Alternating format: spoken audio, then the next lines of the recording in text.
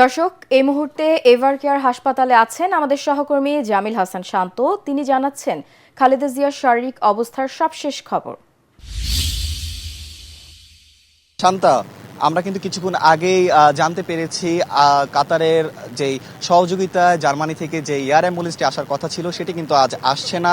তার কারণ হলো বেগম খালেদা জিয়ার শারীরিক অবস্থা বিবেচনা করে মেডিকেল টিম কিন্তু আপাতত বেগম খালেদা জিয়ার জন্য বিদেশ ভ্রমণের জন্য সম্মতি এখন প্রকাশ করছে না, যার কারণে আগামী 9-10 তারিখ সম্ভাব্য মেডিকেল টিমের সম্মতিতে বেগম খালেদা জিয়াকে উন্নত চিকিৎসার জন্য লন্ডনে নিয়ে যাওয়ার একটি পরিকল্পনা আছে বলে আমাদেরকে জানিয়েছেন বিএনপি চেয়ারপারসনের সচিব মহোদয়। কিন্তু আপনাকে একটু জানিয়ে রাখতে চাই, কিছুক্ষণের মধ্যেই তারেক রহমানের স্ত্রী ডাক্তার জুবাইদা রহমান তিনি কিন্তু বেগম খালেদা জিয়াকে তৃতীয়বারের মতো দেখতে আসছেন। সে আসলে হয়তো সুস্পষ্ট আমরা কোনো তথ্য পাবো এবং সেটি আপনাকে আমরা জানানোর চেষ্টা করব। তো শান্তা, এই ছিল আমার কাছে এভার কেয়ার হাসপাতাল থেকে বেগম খালেদা জিয়ার স্বাস্থ্যের সর্বশেষ খবরাখবর।